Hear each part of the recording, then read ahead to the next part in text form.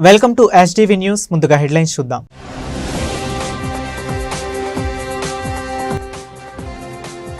ప్రజలకు నిష్పక్షపాతంగా సేవలు అందించింది. వార్షిక క్రైమ్ రిపోర్టు విడుదల చేసిన పోలీస్ కమిషనర్ రాజశేఖర్ బాబు.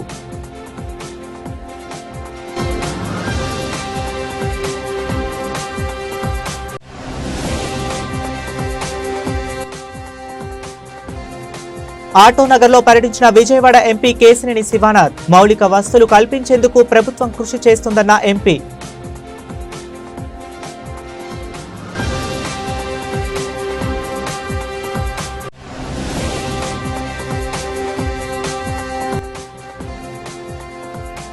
విద్యార్థులకు చెల్లించవలసిన ఫీజు రియంబర్స్మెంట్ తక్షణమే చెల్లించాలి. ప్రభుత్వాన్ని డిమాండ్ చేసిన విద్యార్థి సంఘాల నేతలు.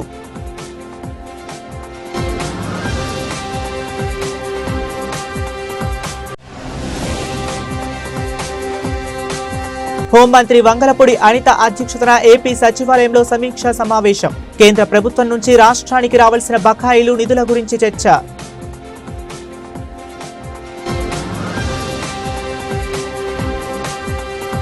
2024 సంవత్సరంలో ఎన్టీఆర్ జిల్లా పోలీస్ శాఖ ఎన్నో సవాళ్లను అధిగమించిందని, పోలీస్ శాఖ పనితీరు ఎంతో అద్భుతంగా ఉందని ఎన్టీఆర్ జిల్లా పోలీస్ కమిషనర్ రాజశేఖర్ బాబు చెప్పారు.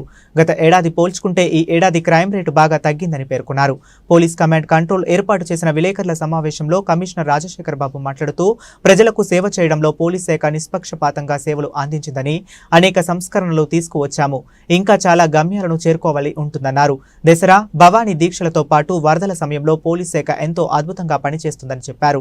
ట్రాఫిక్ సమస్యలకు పరిష్కారాలను చూపిస్తూ అనేక సంస్కరణలతో విజయమాల ఎగరేస్తుందని పేర్కొన్నారు. సైబర్ సిటిజన్ యాప్ ద్వారా అవగాహన కల్పిస్తూ ముందుకు వెళ్లడం జరుగుతుందని చెప్పారు. ఎన్నో సవాళ్లను విసిరింది. ముఖ్యంగా 2024 సంవత్సరంలో లోక్సభ, అసెంబ్లీ ఎన్నికలు కావచ్చు, తర్వాత ఎన్నికల తదనంతరం వచ్చిన పరిణామాలు కావచ్చు, తర్వాత విజయవాడ నగర వరదలు కావచ్చు, తర్వాత కొన్ని ఇంపార్టెంట్ ప్రోగ్రామ్స్ లైక్ మనకు విజన్ 2047 డాక్యుమెంట్ సమావేశం కావచ్చు, లేదంటే దసరా ఉత్సవాలు కావచ్చు, భవానీ దీక్షలు కావచ్చు, ఇలాగా పలు కార్యక్రమాల్లో పోలీస్ శాఖ తలమునకలై పోలీస్ సిబ్బంది అంతా కూడా చాలా అద్భుతంగా పనిచేయడం జరిగింది.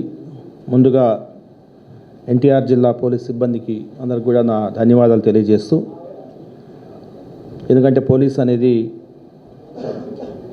సమాజంలో ఒక ముఖ్యమైన పాత్ర పోషించాలి.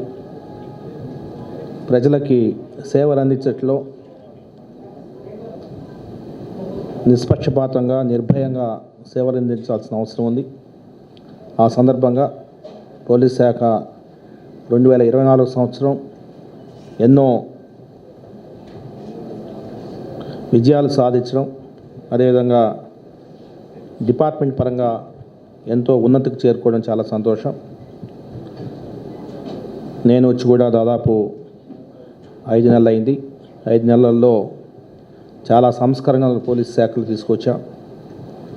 పోలీసింగ్ అనేది ఎలా ఉంటే ప్రజలు సంతృప్తి వ్యక్తం చేస్తారో అన్న దాని మీద నిరంతరం డీసీపీస్, అడిషనల్ డీసీపీస్, అదేవిధంగా ఏసీపీస్ అందరం కూడా బ్రెయిన్ స్టార్మింగ్ చేసుకుంటూ ముందుకు పోతున్నాం. కొన్ని విజయాలు సాధించాం, ఇంకా చాలా విజయాలు సాధించాల్సి ఉంది. సో దాని గురించే నేను ఒక స్మాల్ పవర్ పాయింట్ ప్రజెంటేషన్ ఇస్తాను. అందులో కొంత పోలీస్ శాఖ చేసిన ఇన్నోవేషన్స్ మీకు ముందు కొన్ని చూపిస్తాను. తర్వాత క్రైమ్ స్టాటిస్టిక్స్ కొన్ని చూపించడం జరుగుతుంది. నెక్స్ట్ బాబు.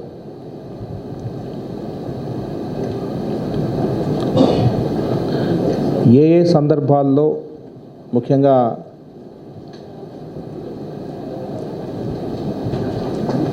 ఏ కార్యక్రమాల్లో పోలీస్ శాఖ ఆసియాలోనే ఎంతో పేరుగాంచిన ఆటో నగర్లో మౌలిక వసతులు కల్పించేందుకు ప్రభుత్వం కృషి చేస్తుందని ఎంపీ కేశినేని శివనాథ్ అన్నారు.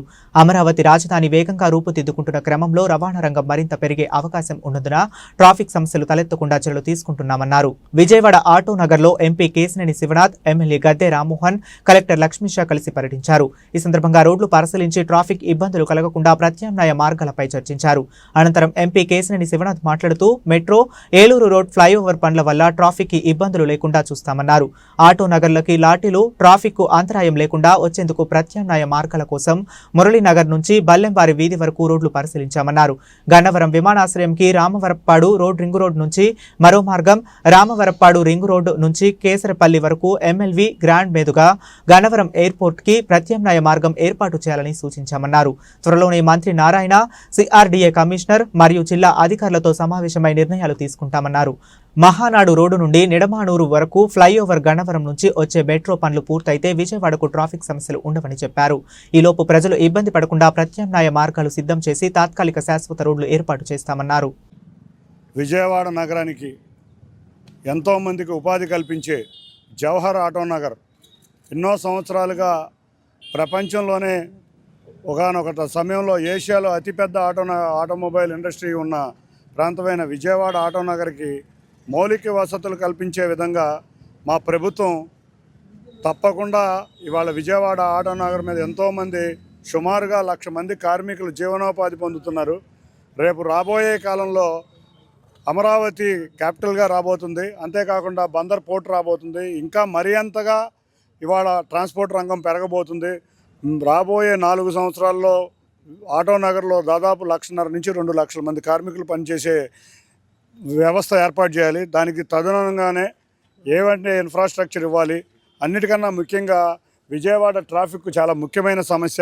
ఆ సమస్యను పరిష్కరించాలి అంటే ఆటో నగర్లోకి వివిధ మార్గాల ద్వారా లారీల ఎంట్రీని ప్రవేశపెట్టి విజయవాడ నగరంలో lorry entry zone free zone చేసి ట్రాఫిక్ సమస్యకి పరిష్కారం ఇవ్వాలని మా గౌరవ ముఖ్యమంత్రి నారా చంద్రబాబు నాయుడు గారి ఆధ్వర్యంలో నేను, మా గౌరవ ఎమ్మెల్యే గద్దె రామ్మోహన్ రావు, జిల్లా అధికారులైన కలెక్టర్ గారు లక్ష్మీషా గారు, అంతేకాకుండా ఆటోమొబైల్ అసోసియేషన్ అధ్యక్షులు, లారీ ఓనర్స్ అందరం కలిసి ఇవాళ కొన్ని ప్రాంతాలు పర్యటించడం జరిగింది. దీనికి ప్రత్యామ్నాయ మార్గాలు కూడా ఎన్నుకోవడం జరిగింది. ఆ ప్రత్యామ్నాయ మార్గాలు కలెక్టర్ గారి ఆధ్వర్యంలో, సిఆర్డీఏ గారి కమిషనర్ గారి ఆధ్వర్యంలో గౌరవ మంత్రి నారాయణ గారి దృష్టికి, అంతేకాకుండా ముఖ్యమంత్రి గారి దృష్టికి తీసుకువెళ్ళి, ఎందుకంటే రేపు రాబోయే కాలంలో గన్నవరం నుంచి మెట్రో రాబోతుంది. అంతేకాకుండా మెడికల్ కాలేజీ నుంచి నిడమానూరు వరకు 6.3 కిలోమీటర్స్ ఫ్లైఓవర్ రాబోతుంది. వీటిలన్నిటికీ ట్రాఫిక్ సమస్యలు చాలా ఇబ్బందిగా ఉండబోతున్నాయి. దీంతోపాటు లారీలకు కూడా ఎంట్రీ ఇప్పుడు చాలా దుర్భేద్యంగా ఉంది. ఇప్పుడు అవి కూడా మొదలైతే లారీ ఎంట్రీయే ఇబ్బంది అవుతుంది. కాబట్టి తాత్కాలికంగా కొన్ని రోడ్లు పర్మనెంట్గా తాత్కాలిక సొల్యూషన్ ఇమ్మని గౌరవ కలెక్టర్ గారిని కోరడం జరిగింది. వారు వెంటనే స్పందించి 8 గంటల సమయం తీసుకున్న వెంటనే ఇప్పుడు మార్నింగ్కే ఇక్కడికి రావడం జరిగింది. ముందుగా డిస్ట్రిక్ట్ అడ్మినిస్ట్రేషన్ వారికి ధన్యవాదాలు. అంతేకాకుండా గౌరవ శాసనసభ్యులు ఎప్పుడూ కూడా ఈ రోడ్లన్నీ వారికి ఆధ్వర్యంలోనే బాగు చేశాం. గద్దె రామ్మోహన్ రావు ఆధ్వర్యంలోనే తప్పకుండా ఈ చుట్టుపక్కల ఉన్న ప్రసాద్ గారు, గద్దె రామ్మోహన్ రావు, నేను, కలెక్టర్ గారు, సిఆర్డీఏ కమిషనర్ గారు, గౌరవ మంత్రి నారాయణ గారు కూర్చొని త్వరలో శాశ్వత పరిష్కారం ఇస్తామని తెలియజేసుకోవడం జరిగింది. ఇప్పుడు మెట్రో కానీ ఏలూరు రోడ్డు ఫ్లైఓవర్ కానీ ఏమన్నా స్టార్ట్ అయితే ట్రాఫిక్ సమస్య వస్తుంది. వాటికి ఆల్టర్నేటివ్ రోడ్స్ ఏమన్నా చూస్తుంది? దాని గురించే కదండి వాళ్ళ మీటింగే, వాటి గురించి ఆల్టర్నేటివ్ రోడ్ల గురించి, అంతేకాకుండా ఆటో నగర్లో ట్రాఫిక్ క్లియరెన్స్ గురించి మనం జరుగుతున్నాం. ఇప్పుడు కూడా కలెక్టర్ గారితో రామర్పాడు సెంటర్కి వెళ్ళి మన విమానాశ్రయానికి ఏమన్నా టెంపరీ రోడ్డు పనిచేయాలో దాని గురించి కూడా వెళ్తున్నాం. వాళ్ళ జరిగే ఈ పర్యటన అంతా కూడా ఆటో నగర్ సమస్యలే కాకుండా రేపు స్టార్ట్ అయ్యే మెట్రోకి, అంతేకాకుండా ఫ్లైఓవర్కి ప్రత్యామ్నాయ మార్గాలు అన్వేషించడమే ఈ యొక్క ప్రయత్నం. విద్యార్థులకు చెల్లించవలసిన 35.80 కోట్ల ఫీజు రియంబర్స్మెంట్ తక్షణమే చెల్లించాలని విద్యార్థి సంఘాల నేతలు డిమాండ్ చేశారు. పీజీ చేసేందుకు విద్యార్థులకు ఆటంకంగా ఉన్న 77 జీవోను తక్షణమే రద్దు చేయాలని వారు డిమాండ్ చేశారు. ఎన్నికలకు ముందు ఎన్డీఏ ప్రభుత్వం విద్యార్థులకు చేసిన వాగ్దానాలను తక్షణం అమలు చేయాలన్నారు.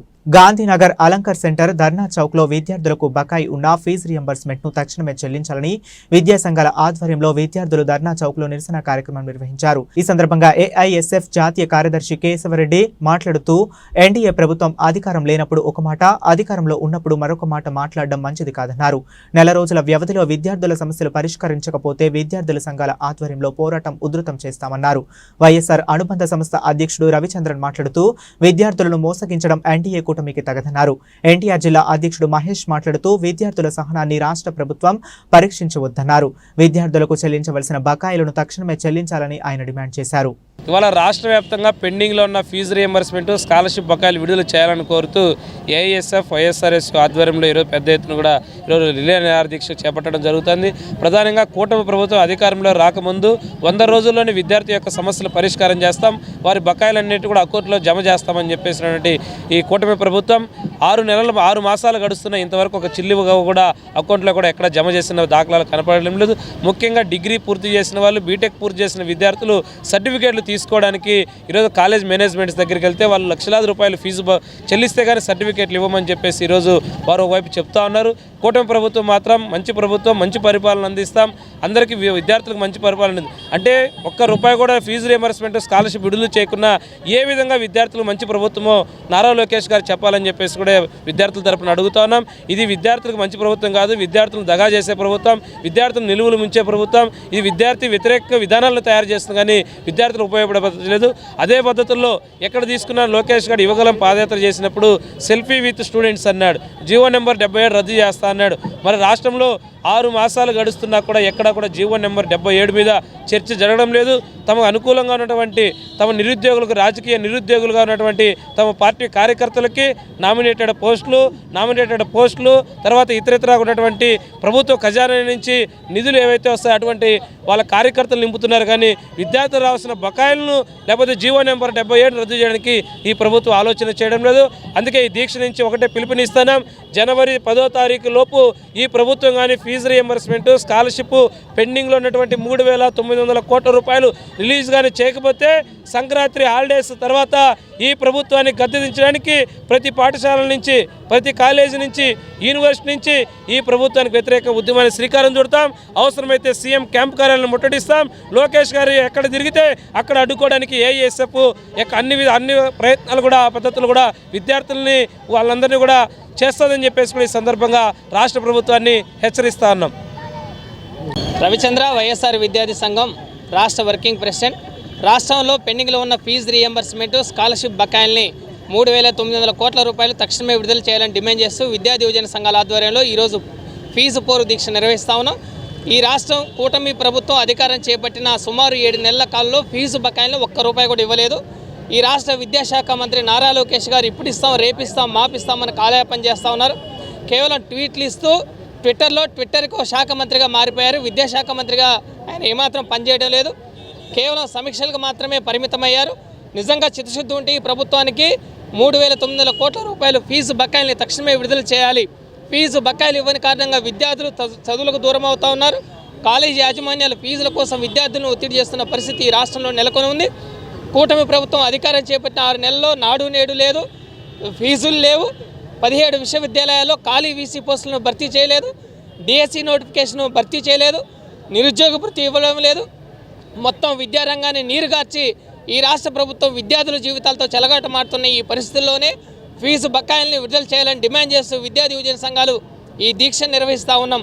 ఇకనైనా ప్రభుత్వం పెండింగ్ ఫీజు బకాయిల్ని ఇవ్వకపోతే రాష్ట్ర వ్యాప్తంగా ఈ విద్యార్థి యువజన ఉద్యమాన్ని మరింత తీవ్రతరం చేస్తామని ఈ సందర్భంగా హెచ్చరిస్తూ ఉన్నాం. ఉమ్మడి కృష్ణా జిల్లా అధ్యక్షుడిని మనం చూసుకున్నట్టయితే ఈరోజు లెనిన్ సెంటర్లో మనం పోరు దీక్షను ప్రారంభించాం. ఈ పోరు దీక్ష ఎంతవరకు వెళ్తుందో మనకే తెలియదు. నారా లోకేష్ గారి ఇంటిని ముట్టడించడం అయినా లేకపోతే అసెంబ్లీని ముట్టడించేంత వరకు విద్యార్థులకు పెండింగ్లో ఉన్న బకాయిలు ఫీజు బకాయిలు చెల్లించినంత వరకు ఈ పోరు దీక్ష ఆగదు. కూటమి ప్రభుత్వం అధికారంలోకి వచ్చి 6 నెలలు అవుతున్నా కానీ ఇంకా డిగ్రీ మొదటి సెమిస్టర్ ఎగ్జామ్స్ అయిపోయినాయి. కానీ ఈ కూటమి ప్రభుత్వం ముద్దునిద్ర లేకుండా ఇంకా అదే విధంగా కొనసాగుతుంది. ఫీజు బకాయిలను చెల్లించట్లేదు. మనం చూసుకున్నట్టు ఇప్పుడు డిగ్రీ మొదటి సెమిస్టర్ ఎగ్జామ్స్ అయిపోయినప్పటికీ వసతి దీవెన కానీ విద్యార్థి దీవెన కానీ ఏ ఒక్కరికి అకౌంట్లో గత ప్రభుత్వం తల్లి అకౌంట్లో వేస్తారని చెప్పింది. అలానే మనం అధికారంలోకి వచ్చిన తర్వాత కూటమి ప్రభుత్వం కాదు నేను నేరుగా గతంలో లాగానే కాలేజ్ అకౌంట్లో వేస్తానని చెప్పింది. కానీ ఇప్పుడు విద్యార్థులకు కాలేజ్ అకౌంట్లో వేస్తారా ఇటు తల్లి అకౌంట్లో వేస్తారా అనే అదే అనుమానం ఇంకా విద్యార్థుల్లో వ్యక్తమవుతుంది. తక్షణమే ప్రభుత్వం స్పందించి నేను నేరుగా కాలేజీ అకౌంట్లోనే వేస్తానని చెప్పి అన్ని కాలేజ్ యాజమాన్యాలను పిలిచి వారితో మాట్లాడి విద్యార్థులకు సర్టిఫికేట్లు విషయంలో ఎలాంటి అవాంఛనీయమైన ఘటనలు జరగకుండా సర్టిఫికేట్లు గత ప్రభుత్వం ఫీజు బకాయిలు ఉన్న ప్రభుత్వం తక్షణమే విడుదల చేసి వారి సర్టిఫికేట్లు కాలేజీలోనే గల్దుల్లో మూలుగుతున్న వైద్యం మనం చూస్తున్నాం. ఉద్యోగాలు వచ్చినా కానీ ఉద్యోగాలు చేయలేని పరిస్థితి సర్టిఫికేట్లు మూలుగుతున్నందువల్ల ఆ సర్టిఫికేట్లు విద్యార్థులకు అందించి ఇప్పుడు విద్యార్థులకు ఎలా అయితే పెండింగ్లో ఉన్న బకాయిలు అలానే ఈ కూటమి ప్రభుత్వం అధికారంలోకి వచ్చిన తర్వాత బకాయిలను తక్షణమే విద్యార్థుల అకౌంట్లో వేసి వారికి ఎలాంటి సమస్య రానివ్వకుండా చూస్తున్నాం. అలానే మనం చూసుకున్నట్లయితే యువకాలంలో జీవో నెంబర్ 77ను రద్దు చేసి పాత విధానంలోనే మనకి పీజీ కౌన్సిల్ అడ్మిషన్లు జరుగుతాయని చెప్పారు. కానీ కూటమి ప్రభుత్వం అధికారంలోకి వచ్చిన తర్వాత నారా లోకేష్ గారు యోగాలలో చెప్పిన ఏ ఒక్క మాటను కూడా అమలు చేయట్లేదు. మరి మర్చిపోయారో తెలియట్లేదు. కాదు కూటమి ప్రభుత్వం ఎన్డీఏ సర్కార్ ఎన్ఈపీలో భాగంగా ఏదైతే చెప్తుందో అదే పైనుంచి చేస్తున్నారో అర్థం కావట్లేదు. మొద్దు నిషేధం వస్తున్నారు. ఎన్ఈపీలోనే భాగంగానే ఇప్పుడు మనం చూసుకున్నట్టయితే రాష్ట్ర ప్రభుత్వం 5వ తరగతి మరియు 8వ తరగతి పాస్ అయితేనే ప్రైవేట్ తరగతులు ప్రమోట్ చేస్తున్నాను. ఇది కేవలం ఎన్ఈపీలో మాత్రం భాగమనే మనం చెప్తున్నాం. కూటమి ప్రభుత్వం బీజేపీ ఏం చెప్తుందో అదే నడిపిస్తున్నారు. తక్షణమే నారా లోకేష్ గారు స్పందించి సమస్యలపై స్పందించాల్సిందిగా కోరుతున్నాం. భారత రాజ్యాంగ నిర్మాత డాక్టర్ బిఆర్ అంబేద్కర్ పై అనుచిత వ్యాఖ్యానాలు చేసిన కేంద్ర హోం మంత్రి అమిత్ షాను తక్షణమే మంత్రివర్గం నుండి తొలగించాలని వామపక్ష నేతలు డిమాండ్ చేశాయి. రాజ్యాంగం పట్ల కేంద్రంలో ఉన్న బీజేపీకి విశ్వాసం లేదన్నారు. భారత రాజ్యాంగాన్ని మార్చేందుకు కుట్ర పన్నుతున్నారని వారు ఆరోపించారు.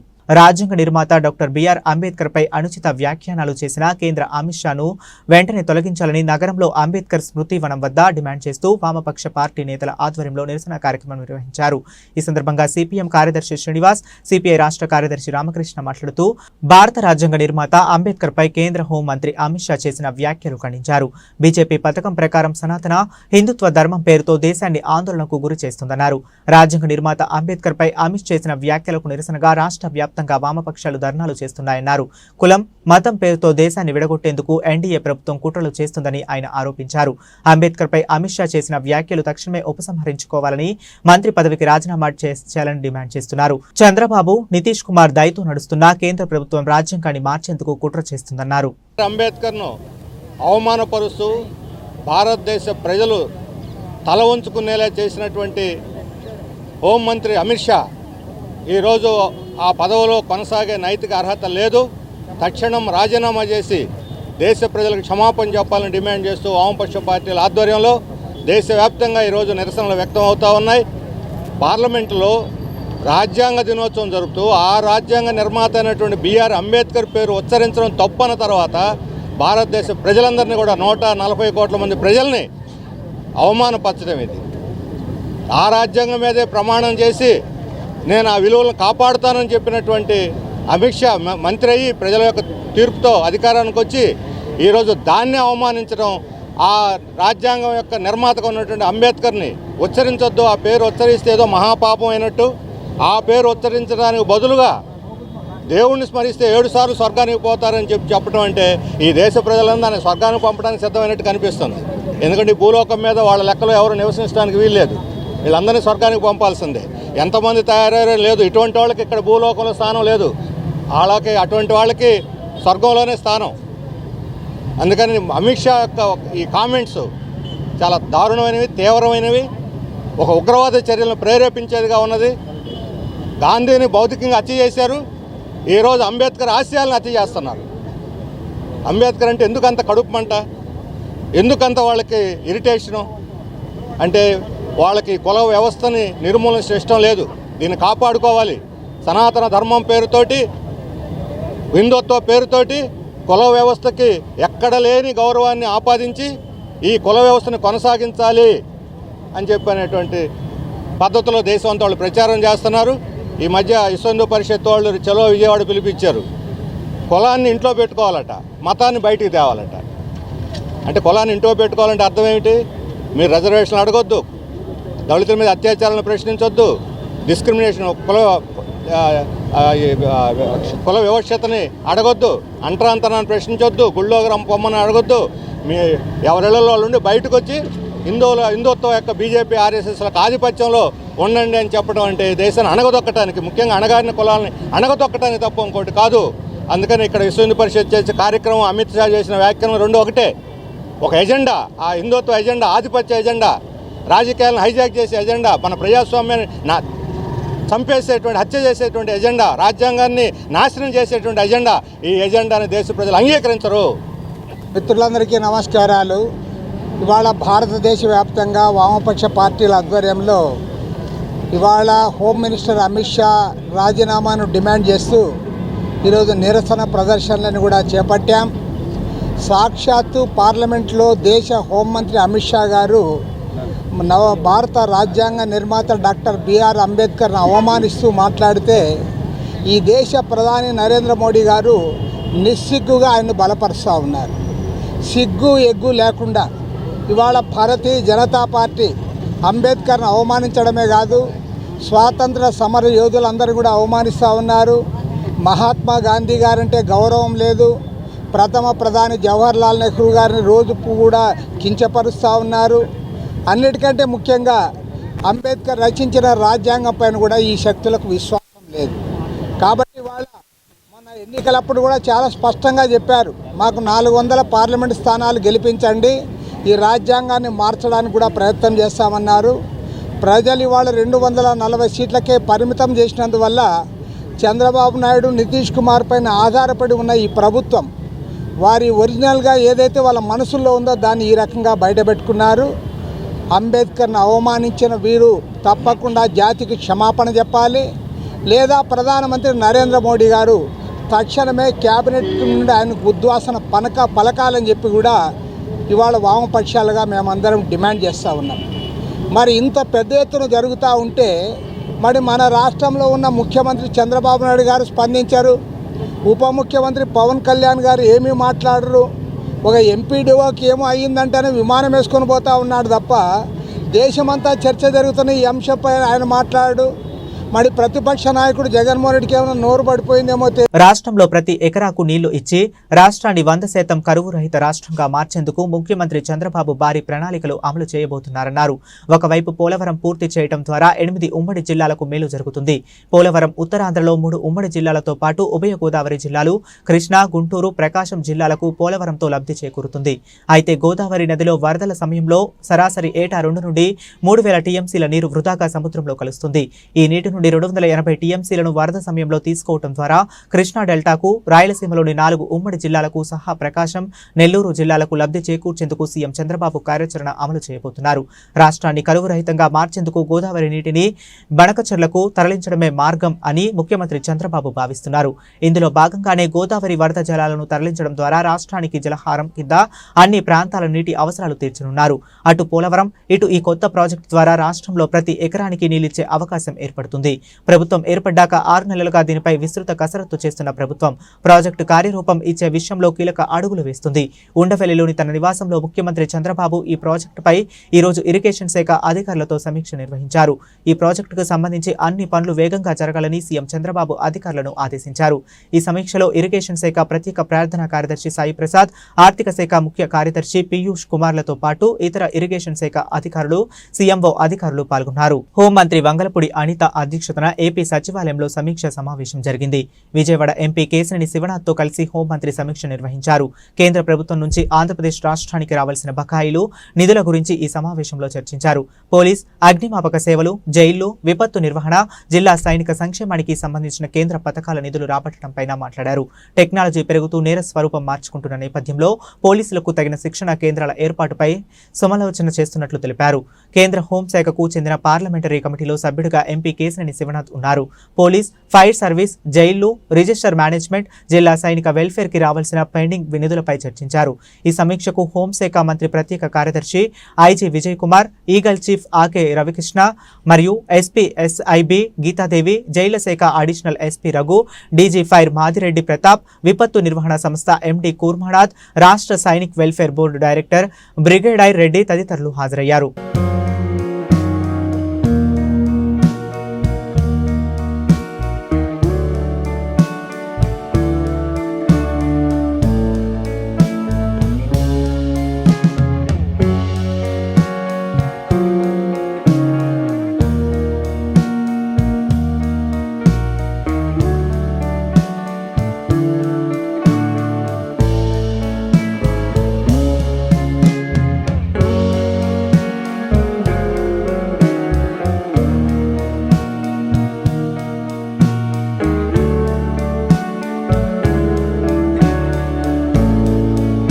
భారత మాజీ ప్రధాని మన్మోహన్ సింగ్ దహన సంస్కారాలపై కేంద్ర ప్రభుత్వం అనుసరించిన పద్ధతిపై దేశ ప్రజలకు ప్రధాని మోదీ ప్రభుత్వం క్షమాపణ చెప్పాలని కేంద్ర మాజీ మంత్రి చింతామోహన్ డిమాండ్ చేశారు.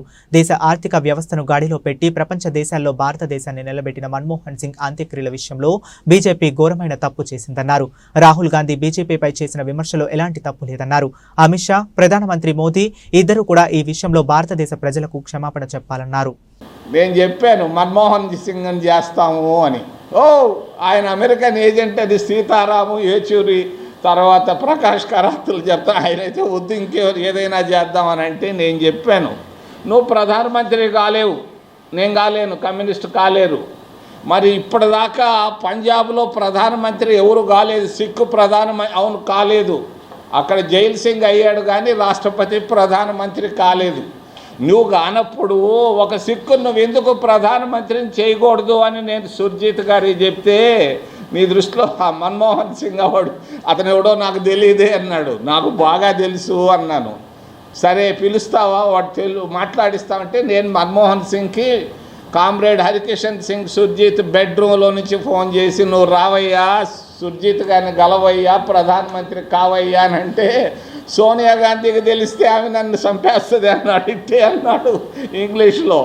మరి లేదు, నువ్వు సొంతంగా కారు డ్రైవింగ్ చేసుకొని నువ్వు రావయ్యానంటే, ఆయనకు ఒక కారు ఇప్పటికీ ఉండేది 800 మారుతి, వైట్ మారుతి కారులో ఆయనే సొంతంగా డ్రైవ్ చేసుకొని 18 మూర్తి లేన్కి వచ్చి తర్వాత నేను కలిపాను ఈయన మన్మోహన్ సింగ్ అని.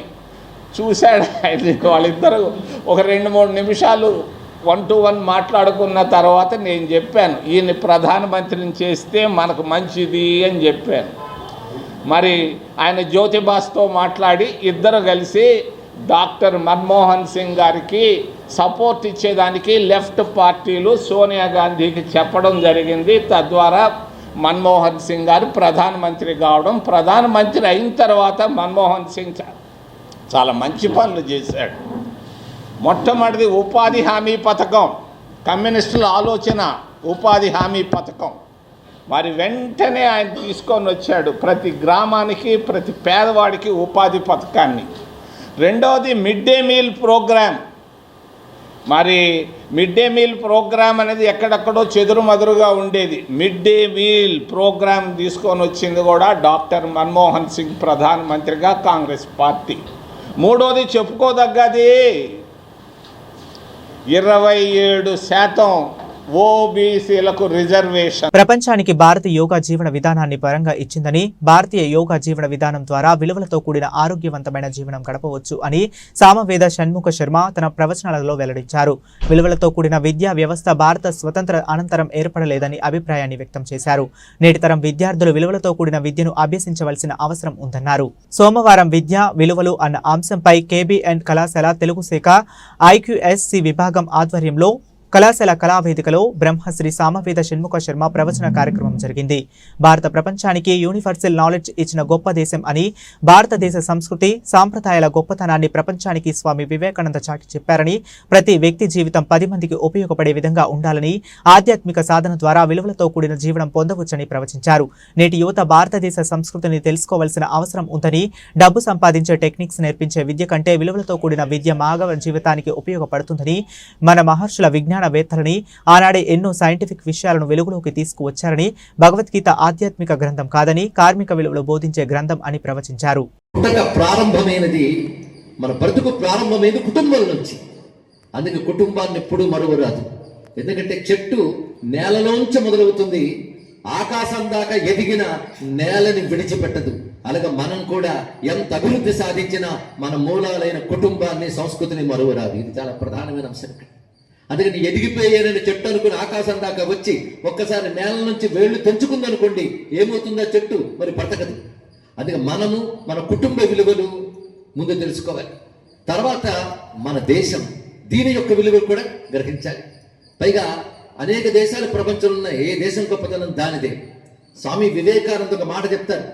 ఆయన 1893 నుంచి 1896 వరకు విదేశాలన్నీ పర్యటించారు. ప్రధానంగా అప్పుడు అద్భుతంగా చెప్పబడుతున్న అమెరికా పర్యటన బయలుదేరి అటు ఇటు మార్గ మధ్యంలో ఆయన జపాన్ చూశారు, యూరోప్ వెళ్ళారు. అన్ని చోట్ల ఆయన బ్రహ్మరథం పట్టారు. ఆశ్చర్యపోయింది మొత్తం పాశ్చాత్య సంస్కృతి. ఏమి జ్ఞానం, ఏమి సంప్రదాయం, ఏమి సంస్కృతి, ఇది ఎక్కడి నుంచి వచ్చారు మీరు? ప్రపంచం ఆశ్చర్యపోయే సంస్కృతి యుగాల క్రితమే కలిగిన దేశం నా భారతదేశం అని తెలియజేశాడు. ఇక్కడ ప్రపంచం ఆశ్చర్యపోయే నాగరికత, సంస్కృతి ఉంది. ఇక్కడ పెద్దవాళ్ళకు కూడా తెలుసో లేదు కానీ తెలియదని నేను అనుకోను. తెలుసుంటే దృఢంగా దాన్ని వ్యాప్తి చేయాలని కోరుకుంటున్నది ఏమిటంటే, ఈ దేశం కేవలం ఒక ఆధ్యాత్మిక దేశంగా చాలా మంది భావన చేస్తారు. కానీ ఈ దేశం country of knowledge, land of knowledge, ఇది మర్చిపోవద్దు. ఈ దేశం జ్ఞాన దేశం, జ్ఞానానికి ప్రాధాన్యం ఇచ్చిన దేశం ఇది. ఇక్కడ అందుకే అనేక సైన్సెస్ ఈ దేశంలో డెవలప్ అయ్యాయి. తెలుసా ఎన్ని రకాల సైన్సెస్? మ్యాథమెటిక్స్ లో 0 వాల్యూ ఇచ్చినది ఈ దేశం.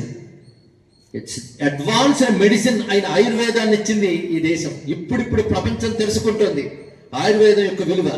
అలాగే మనిషి ఎప్పుడో మరణించిన తర్వాత ఎక్కడో బాగా బ్రతకడం కాదు, భూమి మీద ఉన్నప్పుడే బాగా బ్రతకాలని చెప్పిన దేశం భారతదేశం. ఎలా బ్రతకాలి అంటే sound mind in sound body, ఇది చాలా ప్రధానమైనది.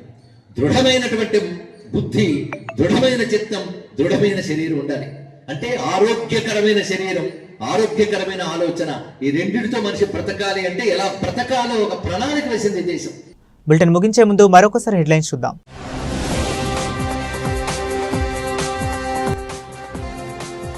ప్రజలకు నిష్పక్షపాతంగా సేవలు అందించింది. వార్షిక క్రైమ్ రిపోర్టు విడుదల చేసిన పోలీస్ కమిషనర్ రాజశేఖర్ బాబు.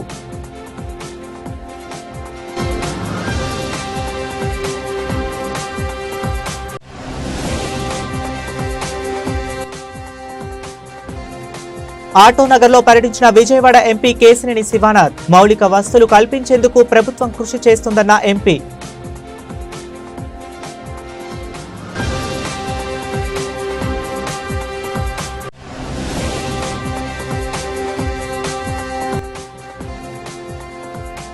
విద్యార్థులకు చెల్లించవలసిన ఫీజు రియంబర్స్మెంట్ తక్షణమే చెల్లించాలి. ప్రభుత్వాన్ని డిమాండ్ చేసిన విద్యార్థి సంఘాల నేతలు.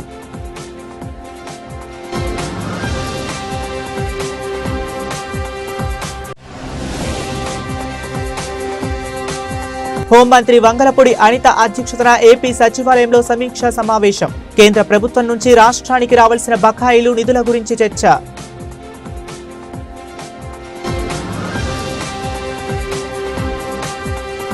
ఇవి ఇప్పటి వరకు అప్డేట్స్. మరిన్ని అప్డేట్స్ కోసం కీప్ వాచింగ్.